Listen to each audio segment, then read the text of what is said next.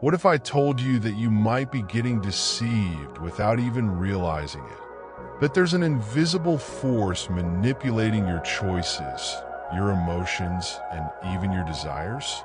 Sounds like an exaggeration?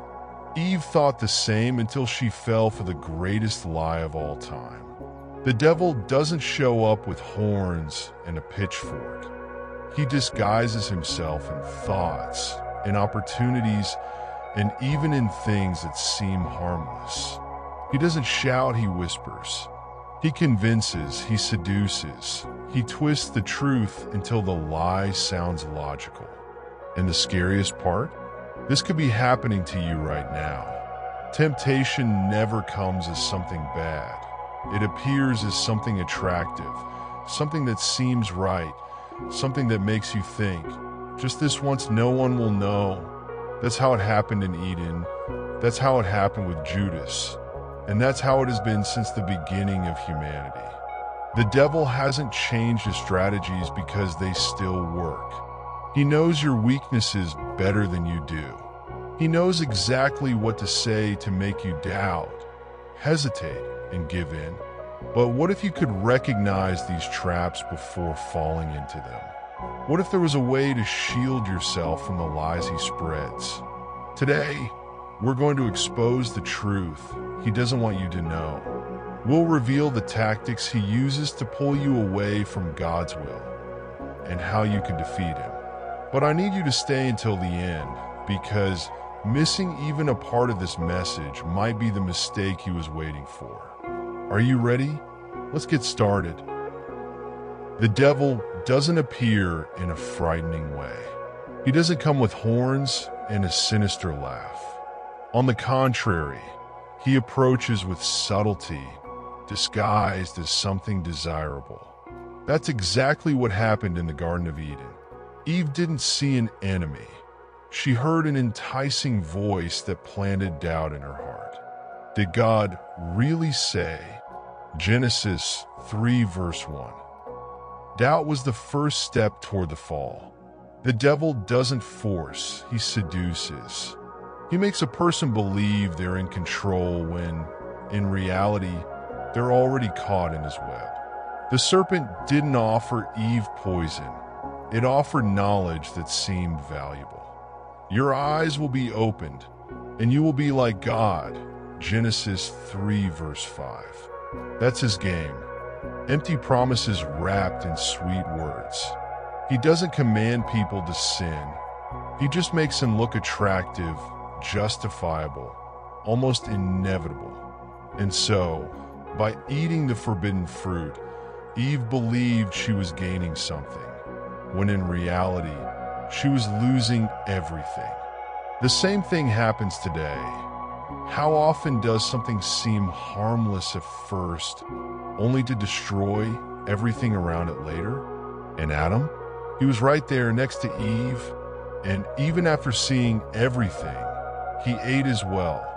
Here lies another strategy of the devil. He never wants just one. He seduces one person so they will bring others along. One mistake multiplies, one sin spreads. The devil is never satisfied with deceiving just one. He wants to drag multitudes with him. And because of that moment, the whole world now bears the consequences. But this story doesn't end here. The devil's seduction continues, and his goal has never changed: to pull humanity away from God's will. The devil doesn't just want to deceive one person or one family. He wants the entire world. From the very beginning, he has been working to turn humanity away from God. In Revelation 12 verse 9, he is called the deceiver of the whole world because his mission isn't just about individual downfalls. It's about corrupting entire societies. He seduces through ideologies, normalizes sin, turns wrong into right, and right into outdated tradition. He doesn't just offer the forbidden fruit. He makes the world believe there was never a forbidden fruit to begin with. And how does he do this? Simple. He doesn't appear as an enemy, but as a friend. He infiltrates desires, emotions, and the deepest longings of the human heart. He whispers, "Do whatever you want, follow your heart. There are no consequences." The same deception that fooled Eve continues to repeat itself. The devil doesn't force anyone to sin. He just makes sin irresistible. And when an entire society embraces his lies, chaos takes over. Values disappear, principles are forgotten, and little by little, everything that was once sacred becomes a joke. But he is in a hurry. Revelation 12 verse 12 warns, "Woe to the earth and the sea, for the devil has come down to you in great wrath, because he knows that his time is short. He knows his fate is sealed." He isn't fighting to win. He's fighting to take as many souls with him as possible. And his strategy never changes: seduce, deceive, and mislead. But if the devil is in a hurry, those who stand with God must be even more vigilant, because he won't stop. He will keep seducing, and the only defense against his deception is the truth. The devil creates nothing. He only distorts what God has already made. He doesn't present an obvious lie, but a twisted version of the truth. That's exactly what he did with Eve. "You will not certainly die," Genesis 3 verse 4. He didn't directly call God a liar. He simply offered a new interpretation, a lie disguised as revelation. He still does this today. He promises freedom, but delivers slavery. He sells pleasure, but delivers pain. He makes him look like a victory when, in reality, it's a trap. How many times has someone chased after something, thinking it would bring happiness, only to end up feeling empty? The world offers shortcuts to happiness: money without effort, pleasure without commitment, fame without purpose. But everything has a price. Judas thought 30 silver coins were a good deal until he realized he had sold his soul.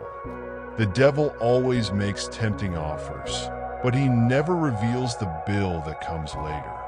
He seduces, convinces, and once a person falls, he abandons them in guilt and despair. And the worst part? He makes it all seem normal.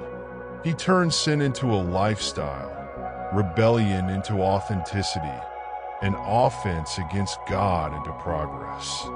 But everyone does it, and that's the argument that keeps millions trapped in deception.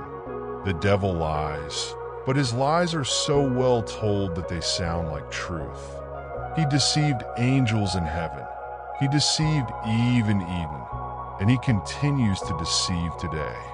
But if his strategy has never changed, that means there is a way to resist. And that way doesn't start with strength, it starts with vigilance. If the devil knows how to seduce, the only way to avoid his traps is to stay vigilant. 1 Peter 5 verse 8 warns us, "Be sober-minded and watchful." Your adversary, the devil, prowls around like a roaring lion, seeking someone to devour. A lion doesn't attack just any prey. It observes, waits for the right moment, and chooses the most distracted one. The devil does the same. He doesn't force anyone to sin. He simply waits for a moment of weakness, when a person lets their guard down. And that's when he strikes. That's why vigilance isn't optional. It's a matter of spiritual survival. But being watchful doesn't mean living in fear. It means living with wisdom. It means recognizing that temptation exists and not putting yourself in risky situations. If someone struggles with alcohol, they shouldn't surround themselves with people who drink. If they want to flee from immorality, they shouldn't fill their minds with content that leads to sin. Jesus taught us to pray, Lead us not into temptation. Matthew 6, verse 13. Because he knew that the first step to overcoming evil is to avoid the trap before falling into it. Prayer is a shield, a protection against the enemy's schemes. And there's more. Resisting the devil isn't just about avoiding sin. It's about drawing closer to God. James 4, verse 7 gives us the complete strategy. Submit yourselves, therefore, to God. Resist the devil, and he will flee from you. In other words, it's not enough to say no to evil. You must also say yes to God. A life of prayer, reading the Word, and staying in communion with God strengthens the soul to recognize and reject the enemy's seduction.